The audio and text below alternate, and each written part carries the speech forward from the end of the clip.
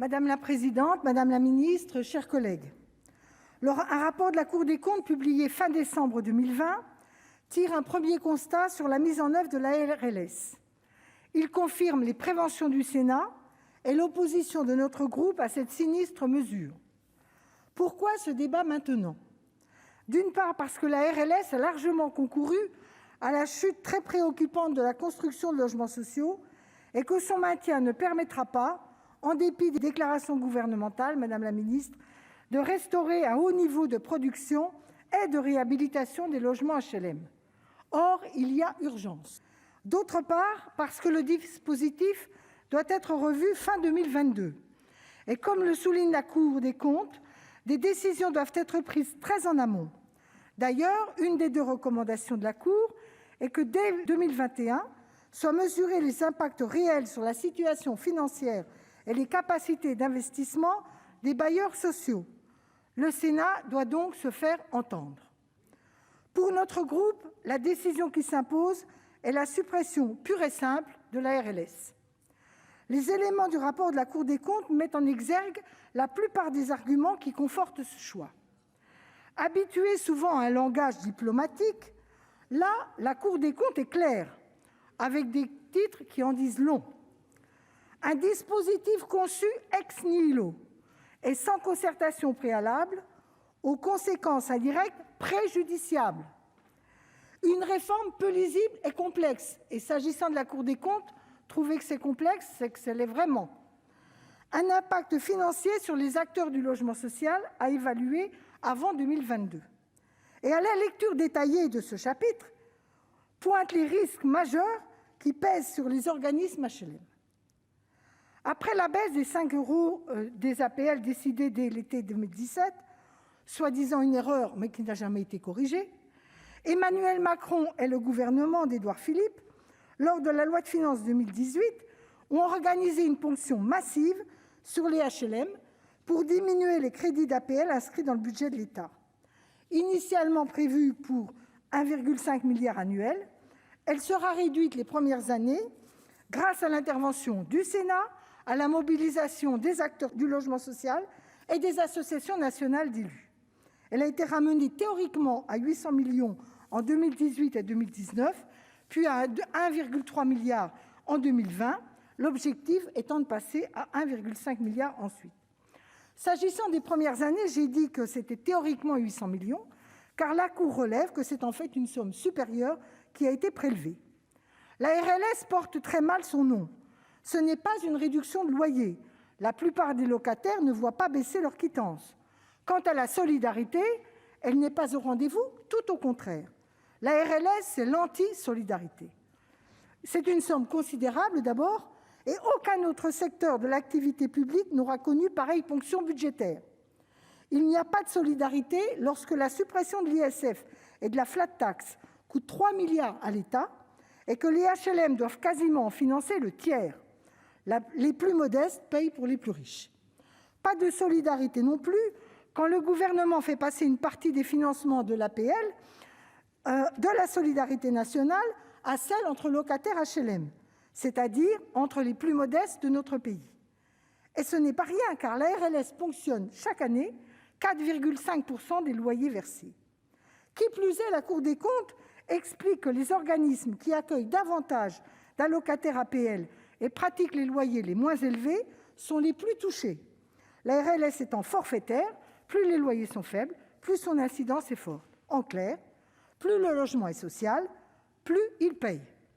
Nous l'avions souligné tous ensemble, ici, dès la loi de finances 2018, et la pseudo-mutualisation promise n'y a rien changé. Oui, la RLS a eu un impact négatif sur le niveau de construction, des réhabilitations et des loyers de sortie.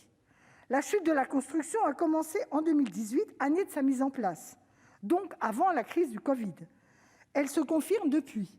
Les municipales et le coronavirus ont, si je puis dire, bon dos.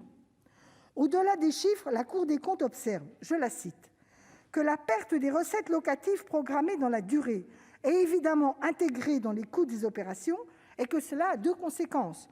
La première, la difficulté de boucler les opérations, sauf à obtenir, dixit la Cour, des financements publics suffisants.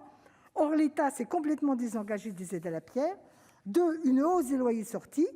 Or, ceux-ci sont de plus en plus décalés des capacités contributives des catégories populaires et des plus pauvres. Elle ajoute que les dépenses d'entretien courant, et surtout de gros entretien, ont diminué de 7% en valeur et que si cette baisse devait durer, cela provoquerait une détérioration des bâtiments, une perte d'attractivité du logement social, alors même que dans ses précédents rapports, elle insistait sur l'importance de cet entretien, en particulier dans les quartiers de politique de la ville. Le Gouvernement ne peut pas faire l'autruche sur ces réalités. À elle seule, elle justifierait l'abandon immédiat de la RLS pour relancer une production soutenue de logements sociaux avec des loyers plus bas, assurer un entretien, des réhabilitations régulières. La RLS menace l'avenir du mouvement HLM et ses finances. Dès sa création, nos rapporteurs prévoyaient une détérioration de la situation financière des OLS qui faisait peser de lourdes menaces sur l'avenir. La Cour constate que l'incidence financière a été amortie jusqu'à présent, et j'y reviendrai. Mais la RLS diminue mécaniquement les résultats des organismes et que si le potentiel financier des bailleurs reste quasiment stable, l'autofinancement du secteur HLM a néanmoins diminué, conduisant à une réduction des investissements. Elle s'inquiète pour l'avenir et estime qu'il importe d'évaluer l'impact global de la RLS sur le modèle économique et financier des HLM. Celui-ci étant historiquement fondé sur 2 piliers, le réemploi des fonds dégagés par les loyers et les prêts logements long terme de la CDC. La baisse des rendements locatifs fragilise considérablement ce modèle. Il faut ajouter que du fait du désengagement de l'État pour les aides à la pierre, les fonds propres sollicités pour les opérations sont passés de 5 à 15% entre 2000 et 2018. C'est l'asphyxie des organismes HLM qui est ainsi programmée avec la RLS.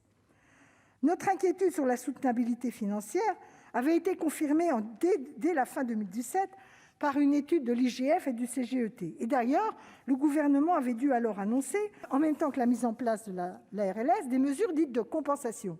Ça commence bien, une réforme bancale qui, dès son origine, a besoin de béquilles.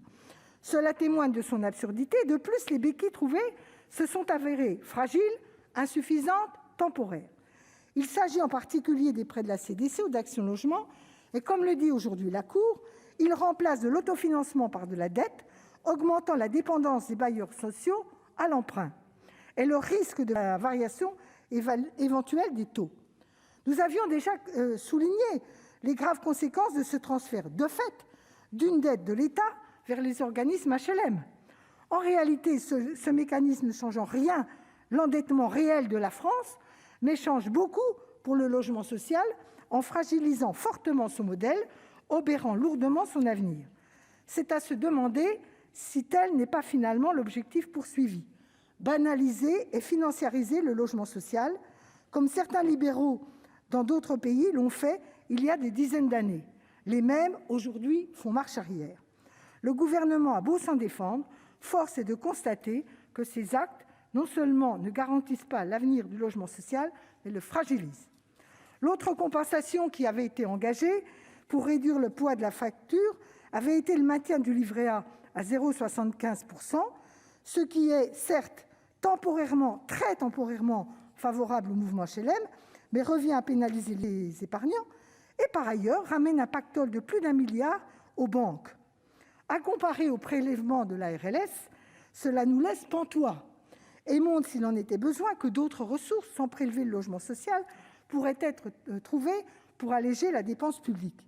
Et là, le Gouvernement n'a engagé aucune ponction en leur direction. Les banques se sont enrichies, alors que les HLM, eux, ont dû contribuer au budget de l'État et se sont appauvris. Cherchez l'erreur. Toutes ces mesures dites de compensation n'ont rien de durable, alors que Bercy et le Gouvernement souhaitent pérenniser et même sans doute accroître la RLS. Alors, chers collègues, nous devons nous y opposer et demander l'abandon de la RLS.